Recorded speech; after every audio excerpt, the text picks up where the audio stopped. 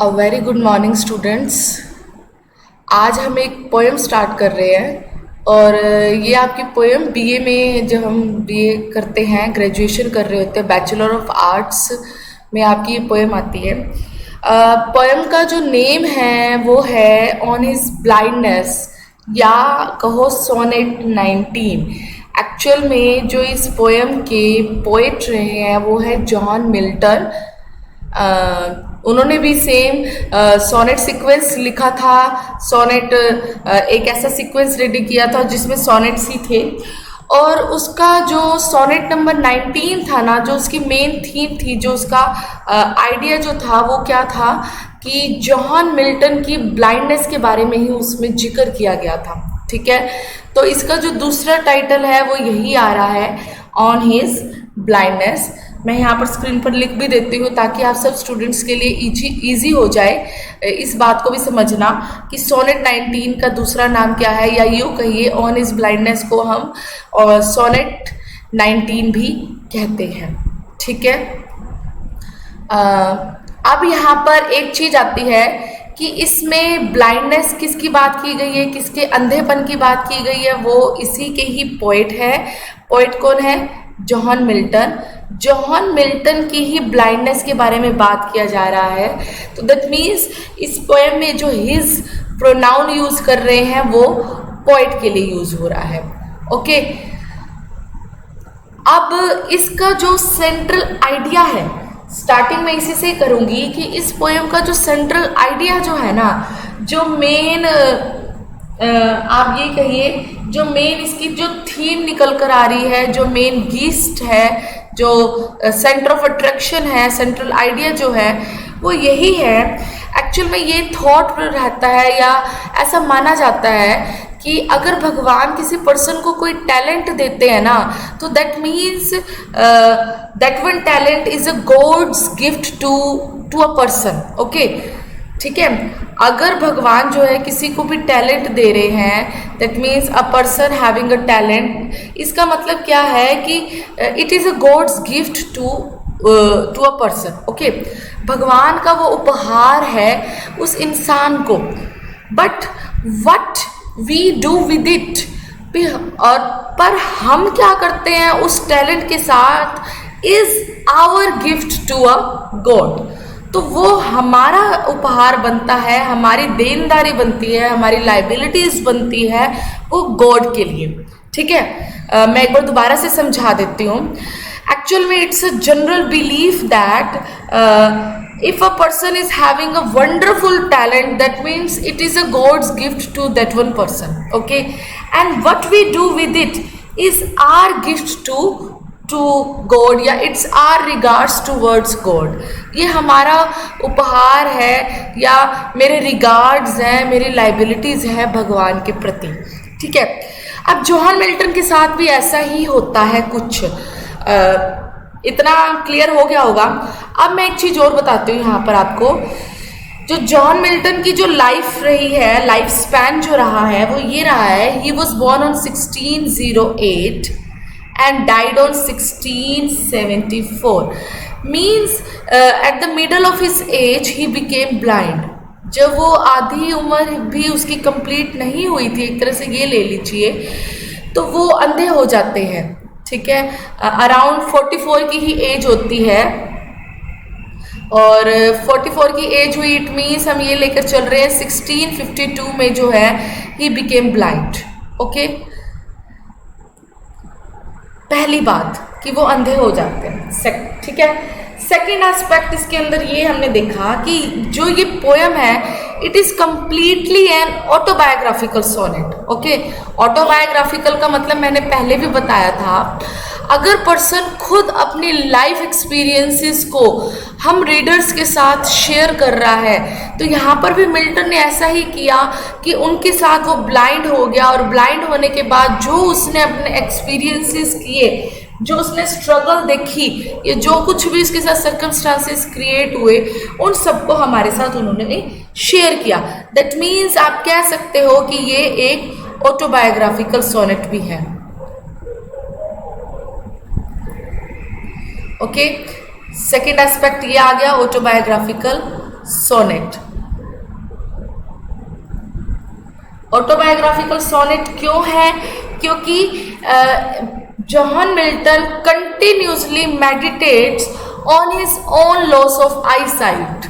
वो लगातार इसी बात पर गहरा चिंतन करते हैं, सोचते हैं कि जो उन्होंने अपनी आंखें गंवा दी, जो उनको लॉस हुआ है, उसके बारे में वो सोचते हैं कि अब वो कैसे राइटिंग करेंगे, जो भगवान ने उसको राइटिंग का टैलेंट दिया है। Is it possible to write a poetry in that circumstances? क्या ये पॉसिबल हो पाएगा कि मैं लिख पाऊँ? ठीक है। थर्ड एस्पेक्ट इसके अंदर जो आ रहा है वो क्या है कि ये इटालियन सोनेट है। Okay, it is an Italian sonnet.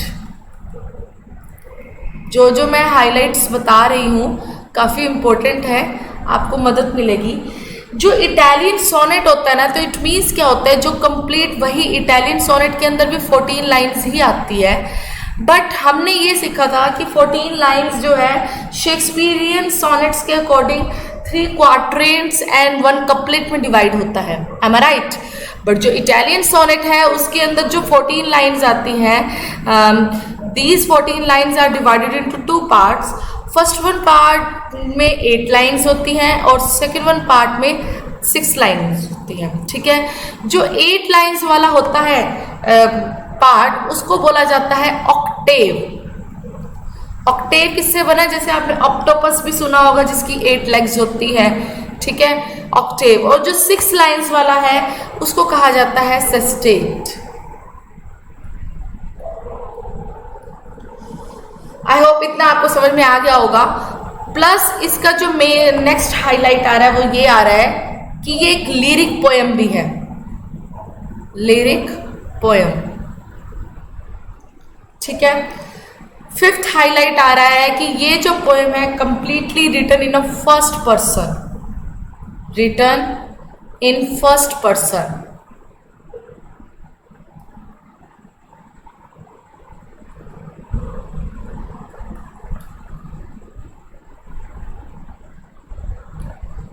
First person में लिखी गई है ये पोएम। फिर नेक्स्ट एस्पेक्ट आ रहा है इसी के अंदर ही कि जो जॉन मिल्टन है, he was very religious writer, religious poet। तो ये जो पोएम है वो रिलीजियस पोएम भी है, एक तरह से धार्मिक पोएम भी है। कैसे, कौन सी धर्म से रिलेटेड यहाँ पे बात की गई है वो भी मैं आप सब स्टूडेंट्स को यहाँ पर बताऊंगी जैसे हम इसकी एक्सप्लेनेशन स्टार्ट करते हैं। ठीक है। आई होप मैंने आपको मेन हाईलाइट्स इसके अंदर बता दिए हैं कि जो पोएट है वो ब्लाइंड है, हो जाते हैं, बड़ी ही रिलीजियस पोएम है, और एज वेल एज जो पोएट भी इनफैक्ट काफ़ी रिलीजियस रहे हैं। ठीक है। स्टार्ट कर रहे हैं हम इसकी explanation. Yes, when I consider, मैंने कहा सबसे पहले कि फर्स्ट पर्सन में लिखी गई है। फर्स्ट पर्सन का मतलब ही यही होता है कि उसके अंदर आई और वी यूज किया जाता है। तो आई यूज किया गया, दैट मीन्स ये यूज हुआ है मिल्टन के लिए। पहली बात। सेकंड एस्पेक्ट इसमें आ रहा है कि कंसीडर का मतलब होता है थिंकिंग, विचार करना, सोचना। व्हेन का मतलब होता है जब। When I consider how my light is spent, जब मैंने सोचा। व्हेन आई कंसीडर का मतलब क्या है? जब मैंने सोचा कि कैसे मेरी जो आंखों की रोशनी है वो चली गई है। How my light is used for I site के लिए यूज किया है। और स्पेंट का मतलब तो यही हुआ कि गवा देना, एक तरह से खो जाना, खर्च हो जाना। ठीक है।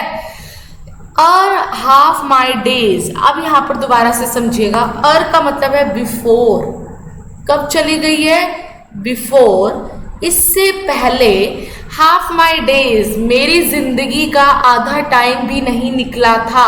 इट मीन्स क्या कहते हैं यहाँ पर, इन्होंने यही बात रखी है कि अभी उसने अपनी जिंदगी का हाफ स्पैन ही क्रॉस किया था, हाफ स्पैन तक ही वो पहुंचा था।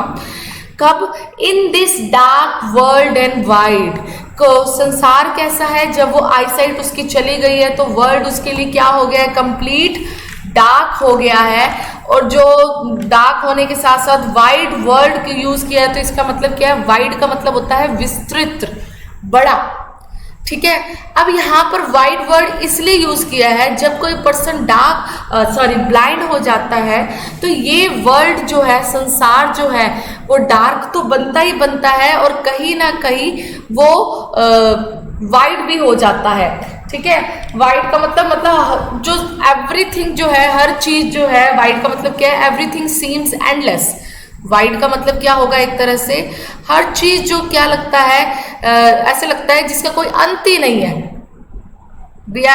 एवरीथिंग सीम्स एंडलेस, मतलब सब कुछ बहुत ज्यादा विस्तृत दिख रहा है, बड़ा दिख रहा है। ऐसा लगता है कि जिंदगी बहुत बड़ी है, बहुत काफी रहती है अभी जिंदगी, और जिस दौरान उसने अपनी आईसाइट गवा दी। और उस जॉन मिल्टन ने अपनी आईसाइट उस दौरान, तभी इसके साथ इंसिडेंट हुआ था, ऐसा नहीं है कोई एक्सीडेंट हुआ था। एक्चुअली कंटिन्यूसली रीडिंग के कारण, लेट नाइट रीडिंग के कारण उनके साथ ये मिस हैपनिंग हो गई थी।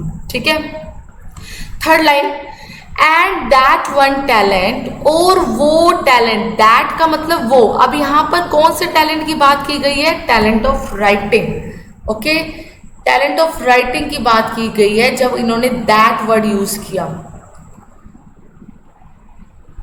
That one talent which is death, जो मेरे लिए एक मृत्यु के समान है, टू हाइड, अगर मैं इस टैलेंट को छिपाता हूं। That means if I am not able to use my talent of writing, that means it is a death for me, मेरे लिए कंप्लीटली डेथ है।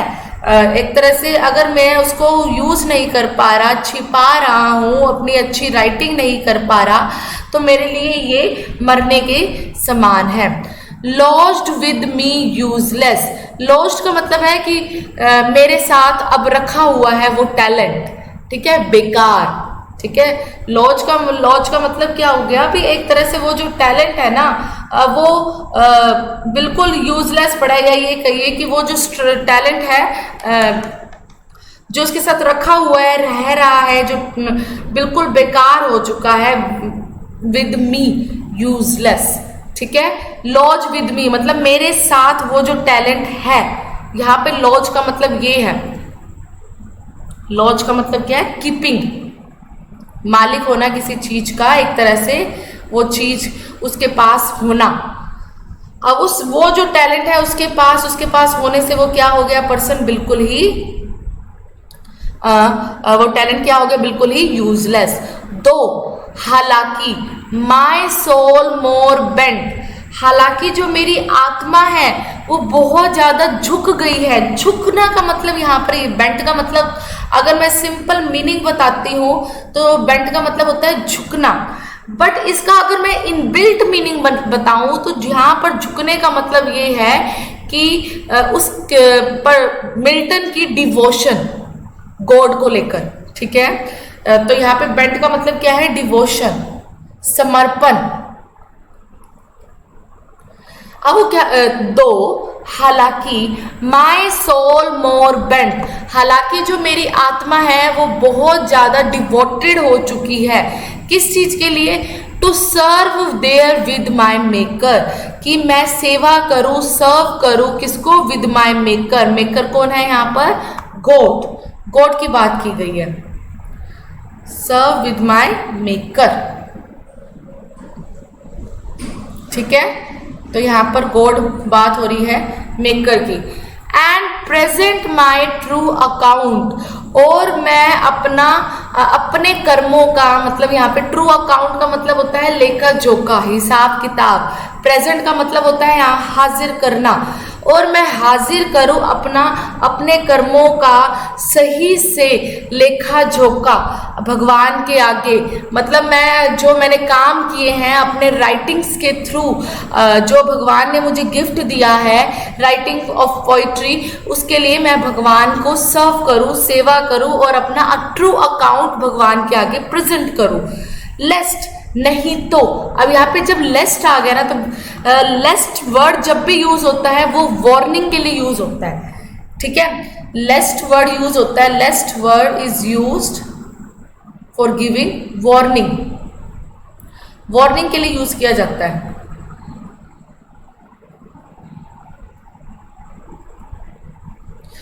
तो यहां पे क्या कहा गया है कि क्यों मैं अपना ट्रू अकाउंट रखूं, नहीं तो, लेस्ट का मतलब क्या हो गया इधर, नहीं तो क्या होगा,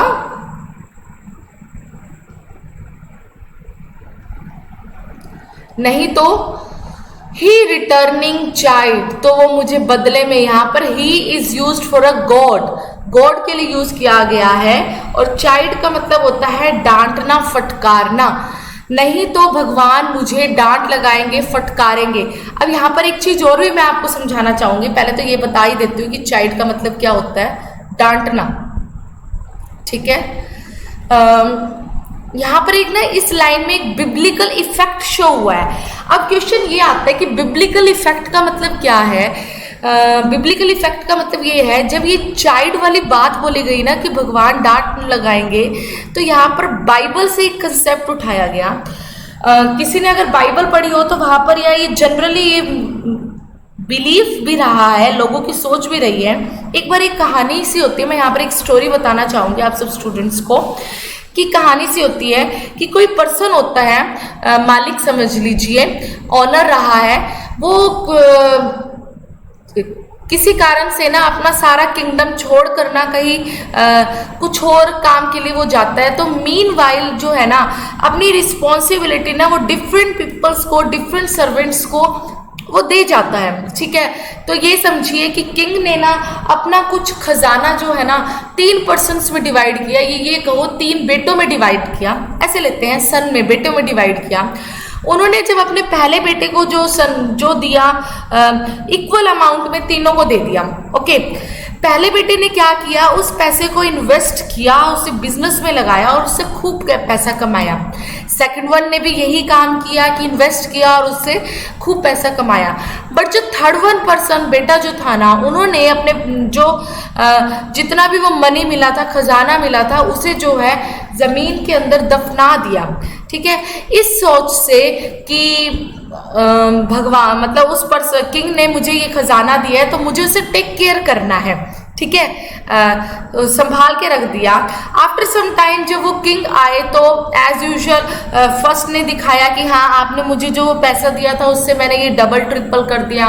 सेकंड ने भी यही बात रखी और जो थर्ड वन जो था ना, उन्होंने ये कहा कि आपने जो भी दिया था मैंने उसको संभाल कर रखा हुआ है। It means there is a not any increase in that treasure और इन दैट वन मनी, उसने जस्ट उसको संभाल के रखा। तो इस कंसेप्ट से ना कहीं ये जो कंसेप्ट सिचुएशन देखने के बाद किंग को एक तरह से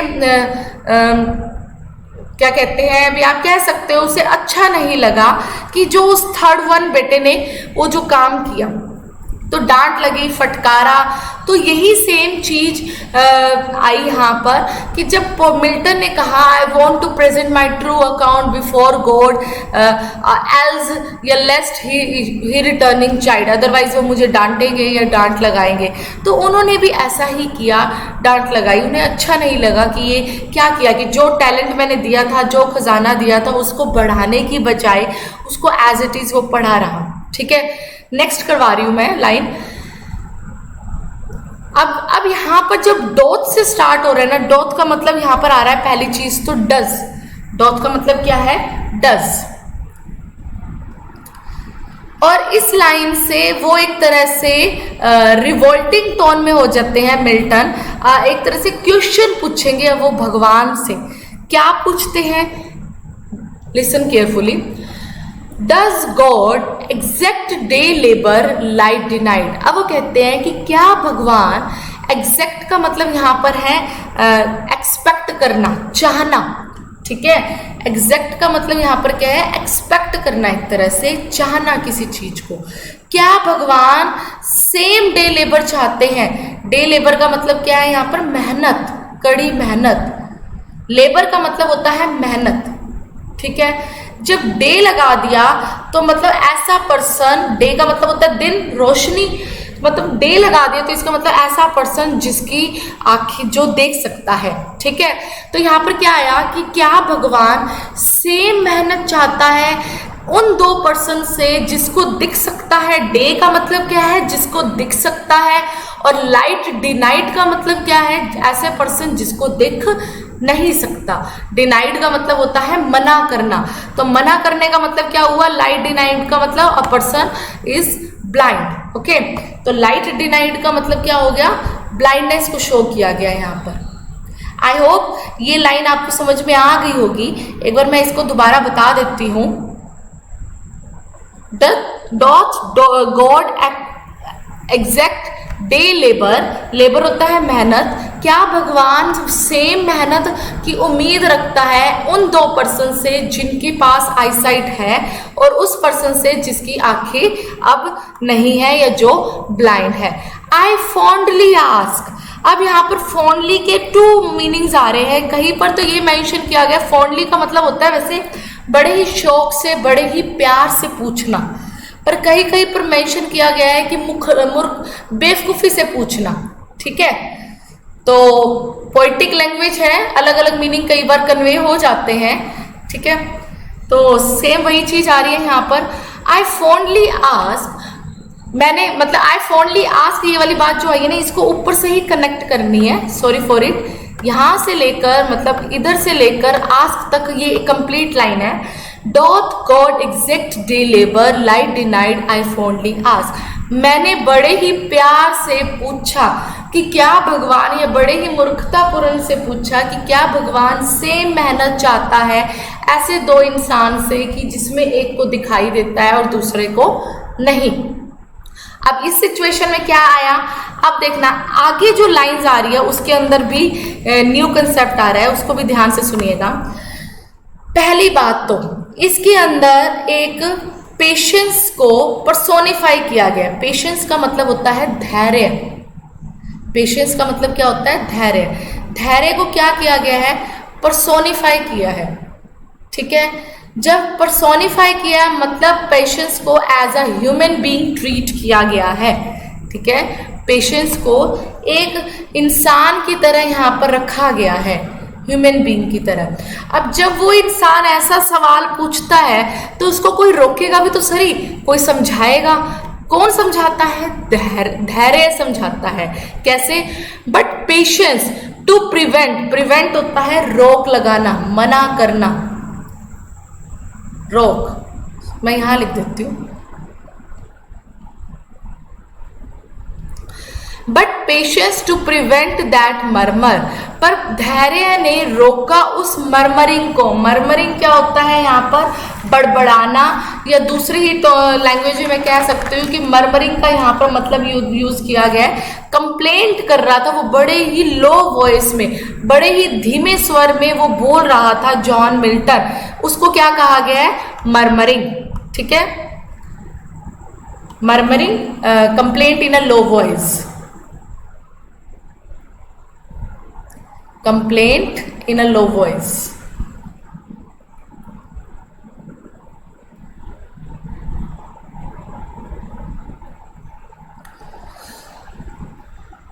ठीक है, दैट मर्मर, उसको रोका। एंड सून रिप्लाइज, और धैर्य ने ही जवाब दिया। क्या?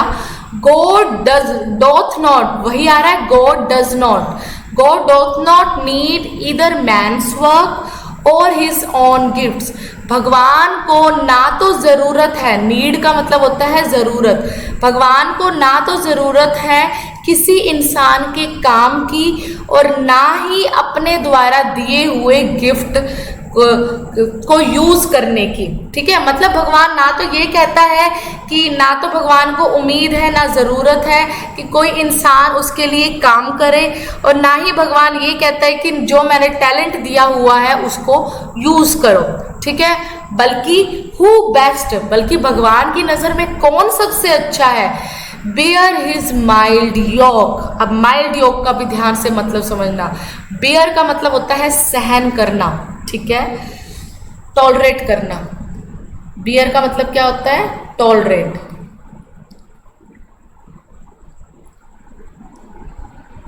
और नेक्स्ट है माइल्ड योक। माइल्ड योक यूज किया है एक तरह से उसकी ब्लाइंडनेस के लिए, मतलब जो भगवान कोई ना कोई कमी हमें दे देता है ना, जो हमें कभी शिकायतें रह जाती है भगवान से, उसको हमें चुपचाप टॉलरेट करना चाहिए। ये नहीं कि हमें बदले में कोई जवाब या क्वेश्चन करने चाहिए भगवान से, या जवाब की उम्मीद करनी चाहिए। हु बेस्ट, कौन भगवान की नज़र में सबसे अच्छा है? बेयर हिज माइल्ड योग, जो अपनी माइल्ड योग का मतलब जो अपनी कमियों को, जो यहाँ पे ब्लाइंडनेस यूज किया गया है, उसको बेयर करता है, टॉलरेट करता है, वो भी चुपचाप। दे सर्व हिम बेस्ट, वही सबसे अच्छी सेवा कर रहे हैं भगवान की। हिज स्टेट इज किंगली, अब वही मतलब क्या बोला गया है नेक्स्ट, कि जो भगवान की जो स्टेट है, जो अवस्था है, हिज का मतलब यहाँ पे किसके लिए यूज किया है? गॉड। और स्टेट का मतलब यहाँ पर भगवान के साम्राज्य की बात की गई है। ठीक है, स्टेट का मतलब क्या है कि जहां पर वो शासन कर रहे हैं।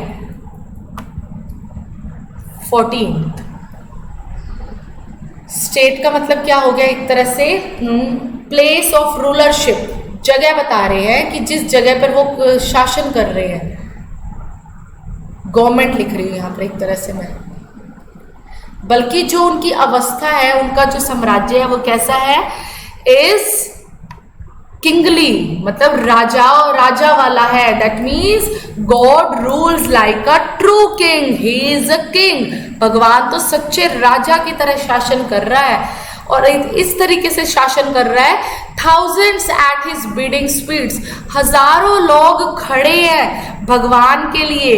किस चीज के लिए? At his bidding speed. Bidding का मतलब यहाँ पर क्या होता है? ऑर्डर लेने के लिए खड़े हैं। स्पीड का मतलब बड़ी ही जल्दी जल्दी। इसका मतलब क्या है? There are thousands of people that do what God commands, मतलब कितने ही हजारों लोग ऐसे हैं जो खड़े हैं कि भगवान के ऑर्डर को पाने के लिए। बिडिंग स्पीड का मतलब, बिडिंग का मतलब क्या है? ऑर्डर को पूरा करने के लिए खड़े हैं, वो भी स्पीड आ गया तो स्पीड का मतलब जल्दी जल्दी से, move fast. Okay, and post, post का मतलब यहाँ पे क्या है? ट्रेवल। पोस्ट का मतलब क्या है? ट्रेवल। और वही लोग पोस्ट करते हैं, मतलब ट्रेवल करते हैं कहाँ पर? ये पोस्ट का मतलब है, ये मैंने उल्टा लिख दिया, ऐसे कर रही हूं मैं। ठीक है, मतलब वो ट्रेवल करते हैं ओवर लैंड एंड ओशियन, जमीन में और समुद्र में, विदाउट टेकिंग रेस्ट, बिना कोई आराम किए। ठीक है, they also serve who only stand and wait, कहते वो लोग भी सेवा करते हैं भगवान की, वो लोग भी भगवान की नजर में अच्छे हैं। हु ओनली स्टैंड, जो चुपचाप खड़े हैं, एंड वेट, और भगवान के ऑर्डर को पाने के लिए इंतजार कर रहे हैं। तो स्टैंड एंड वेट का मतलब क्या है? कि ऐसे लोग भी भगवान की बहुत सेवा करते हैं जो अपने आप में रेडी हैं कि जब जैसे ही भगवान उन्हें ऑर्डर देंगे, वो फटाफट वो भगवान का इमीडिएटली वो भगवान के ऑर्डर को फुलफिल करेंगे। ठीक है, आई होप आपको ये सारी पोयम समझ में आ गई होगी। काफ़ी अच्छी पोयम है, जिंदगी के बहुत अच्छे लेसन हमें मिलते हैं। कई बार हम सब ह्यूमन बींग्स के साथ होता भी ऐसा है कि हम कंटिन्यूसली ना गॉड को कंप्लेन करते हैं, हमें शिकायत रहती है कि हाँ मुझे ये नहीं दिया, या मेरे साथ ऐसा क्यों किया। तो यहाँ पर यही चीज़ हमें समझानी चाहिए कि बजाय इसके कि हम क्वेश्चनिंग करें, हमें उस चीज़ों को बोल्डली फेस करना चाहिए, एक्सेप्ट करना चाहिए। ठीक है, लास्ट एस्पेक्ट इसके अंदर मैं बता रही हूँ, वो आ रहा है इसकी राइम स्कीम, कि इस पोएम की राइम स्कीम क्या है। वो ये चीज़ तो मैं बता चुकी हूँ। इटालियन सोनेट है, ऑक्टेव, और उसमें लिखा गया है सेस्टेट में। तो जो पहली 8 लाइन है उसकी तो राइम स्कीम बन रही है ABBA। Okay, ABBA। नेक्स्ट की भी यही बन रही है 4 लाइन्स की, ABBA। और जो 6 लाइन है उसकी बन रही है CDE। ओके, अब मैं बता भी चुकी हूँ राइम स्कीम कैसे बनती है, तो उसके अकॉर्डिंग आप इसको देखिएगा और इस पोएम को आप ध्यान से सुनकर अपने सारे डाउट्स भी क्लियर कीजिएगा। Okay, thanks a lot students, thank you very much.